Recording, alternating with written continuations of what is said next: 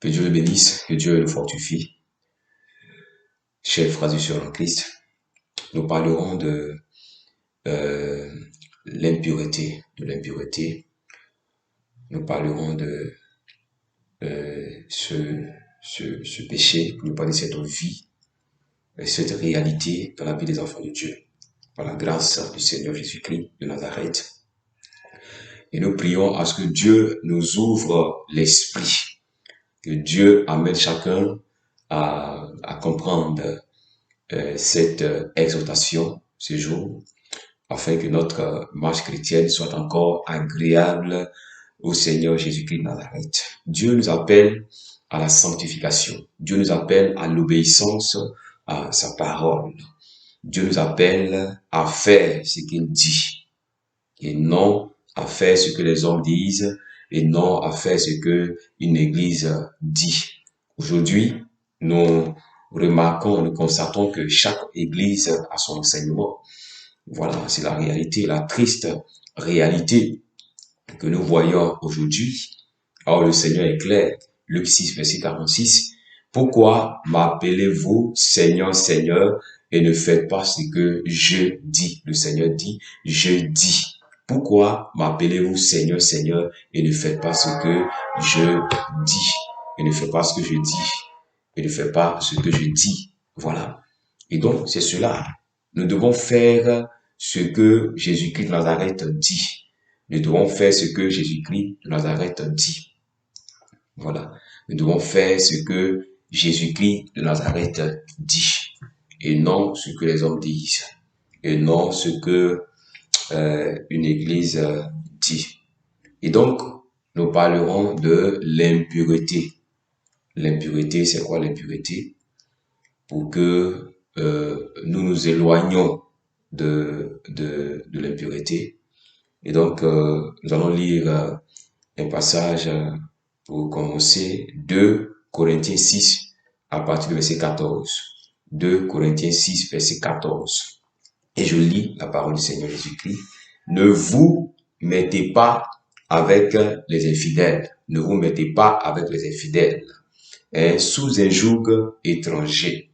Car quel rapport y a-t-il entre la justice et l'iniquité? Ou qu'y a-t-il de commun entre la lumière et les ténèbres? Au verset 15. Quel accord y a-t-il entre Christ et Bélial? Ou quelle part a le fidèle avec l'infidèle? Je continue au verset 16. Quel rapport y a-t-il entre le temple de Dieu et les idoles? Car nous sommes le temple du Dieu vivant. Comme Dieu l'a dit, j'habiterai et je marcherai au milieu d'eux. Je serai leur Dieu et ils seront mon peuple. Au verset 17. C'est pourquoi sortez du milieu d'eux et séparez-vous, dit le Seigneur. Ne touchez pas à ce qui est impur. Voilà. Ne touchez pas à ce qui est impur. Et je vous accueillerai. Au verset 18, je serai pour vous un père et vous serez pour moi des fils et des filles, dit le Seigneur Jésus-Christ Nazareth. Je reprends le verset 17. C'est pourquoi sortez du milieu d'eux et séparez-vous, dit le Seigneur. Ne touchez pas à ce qui est impur et je vous accueillerai. Voilà. Ne touchez pas à ce qui est impur. Et donc, nous parlerons de l'impureté.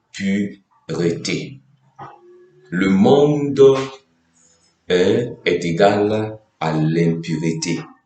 Le monde est égal à l'impureté. Le monde est égal à l'impureté.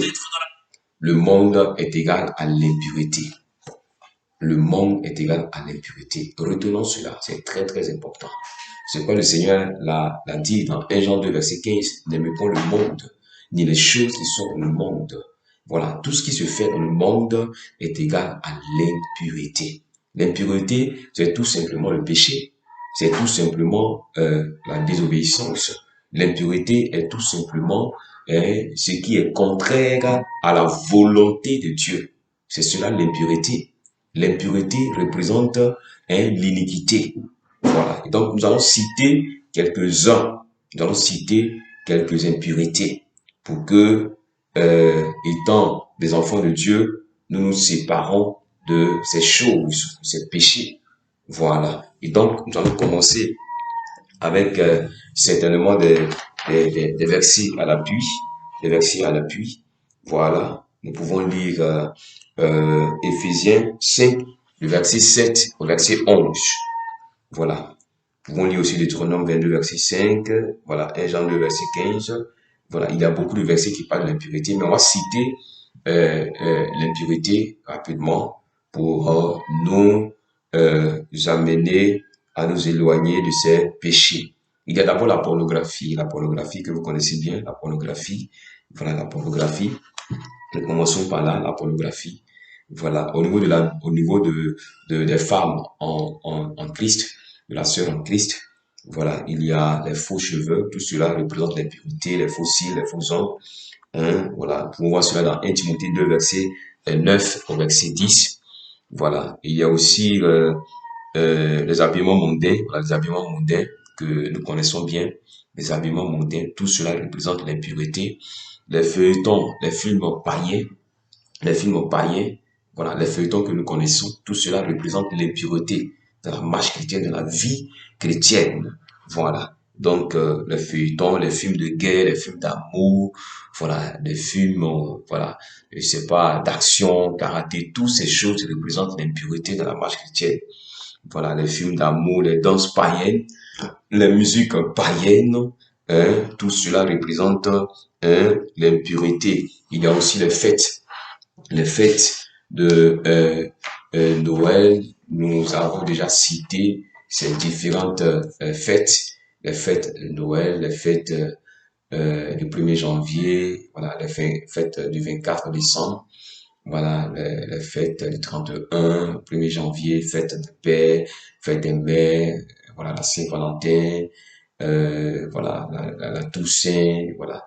Toutes ces choses représentent l'impureté de la marche chrétienne. Nous devons nous en séparer. Voilà, nous devons nous en séparer. Voilà. Et je continue. Voilà, les films comiques, hein, les films comiques. En Côte d'Ivoire, ici, on parle de Bonjour 2020, 2000, voilà, 21, 2024, toutes ces choses, hein, voilà. Tout ce qui est comique représente l'impureté dans la marche chrétienne. Les musiques païennes, comme je l'ai dit, la musique païenne aussi représente l'impureté dans la marche chrétienne. On peut lire aussi Psaume 101, verset 3. On peut lire 1 Pierre 3. 1 Pierre 3. On peut lire 1 Pierre 3. On peut lire 1 Pierre 3. 1 Pierre 3. On peut lire 1 Pierre 3. Excusez-moi. Voilà. On peut lire 1 Pierre 1 Pierre 3, le verset 10 au verset 12. On peut lire aussi Proverbe 12, verset 22. Voilà. Il y a aussi les conversations modernes. Tout cela représente l'impureté, les conversations modernes. Voilà. Un enfant de Dieu ne doit pas s'adonner à tout ce qui est dans le monde. Un enfant de Dieu doit plutôt prononcer les paroles d'exhortation, les paroles de grâce. Il doit parler de la Bible, voilà, il doit évangéliser, voilà. Mais il doit se séparer des conversations, voilà, mondaines. Il y a aussi les jeux de Timothée 2, verset 22, verset 23, qui parlent des passions. Voilà, les jeux, tout cela représente les impuretés. Voilà, le Seigneur a été clair, 2 Corinthiens 6, verset 14 au verset 18. Voilà, au verset 17, il est dit, ne touchez pas à ce qui est impur. Voilà, donc nous sommes en train de parler de l'impureté, de tout ce qui est impur. Voilà, donc les jeux de dames, les jeux de ludo, voilà, Awalé, la loterie, toutes ces choses représentent des impuretés dans la vie chrétienne, dans la marche chrétienne. Voilà, les jeux, voilà, de dames, les ludo, jeux de cartes, loterie, voilà, toutes ces choses représentent l'impureté. Il y a aussi les murmures. Les murmures, voilà, les murmures représentent l'impureté, la colère, tout ça représente l'impureté, les relations sexuelles avant le mariage, voilà, toutes ces choses représentent l'impureté. Nous devons nous repentir de ces péchés et nous en séparer. Il y a aussi la masturbation. La masturbation, voilà, la masturbation représente l'impureté. La masturbation représente l'impureté. Un chrétien ne doit pas se masturber. Voilà, la masturbation. voilà, fait partie des impuretés. Voilà, en matière de relations sexuelles, avant le mariage, nous parlons de copines, voilà, de gars, de go, voilà, toutes ces expressions charnelles, mondaines, bien aimé, représentent l'impurité. Voilà, l'impurité. Amen. Il y a aussi la boisson alcoolisée. Voilà, la boisson alcoolisée.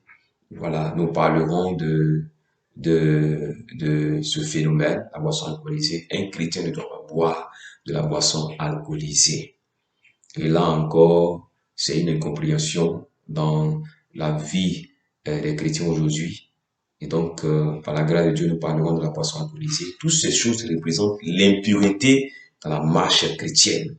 L'impurité dans la marche chrétienne. Et donc, que Dieu véritablement nous bénisse. On va terminer avec un verset, Galates 5, verset 19. Galates 5, le verset 19, voilà, qui parle de ces impuretés. Galates 5, verset 19, voilà que je lis. Or, les œuvres de la chair sont manifestes. Galates 5, verset 19, verset, voilà, 26. Verset 21, voilà. Or, les œuvres de la chair sont manifestes.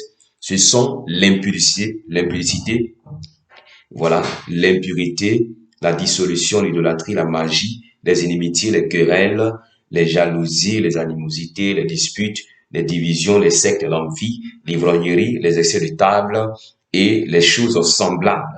La Bible dit bien, et les choses semblables. Je vous dis d'avance, comme je l'ai déjà dit, que ceux qui commettent de telles choses n'hériteront point le royaume de Dieu. Voilà. Ceux qui commettent de telles choses n'hériteront point le royaume de Dieu. C'est clair. Voilà. Et là, le passage parle de l'impureté. Et tout ce qu'on a cité, le chrétien doit s'en séparer. Être chrétien, c'est être tout simplement une personne qui vit conformément à la volonté du Seigneur Jésus-Christ, qui marche conformément à la parole du Seigneur Jésus-Christ Nazareth. Être chrétien, c'est être séparé du monde, être séparé du péché. Être chrétien, c'est marcher comme Jésus-Christ a marché. C'est cela, être chrétien. Être chrétien, c'est d'avoir une vie de consécration à Jésus-Christ. Être chrétien, c'est vivre dans la sanctification. Pourquoi? Quand nous lisons Hébreux 2, verset 14, la Bible est claire. Sans la sanctification, personne ne verra le Seigneur Jésus-Christ. Et donc, bien-aimés, revenons à la parole du Seigneur Jésus-Christ, réalisons la Bible, revoyons la volonté du Seigneur Jésus-Christ au travers des écrits, afin que nous soyons acceptés dans le royaume des cieux. Que Dieu réellement nous bénisse, que Dieu nous amène à la repentance, que Dieu nous fortifie. Amen. Alléluia.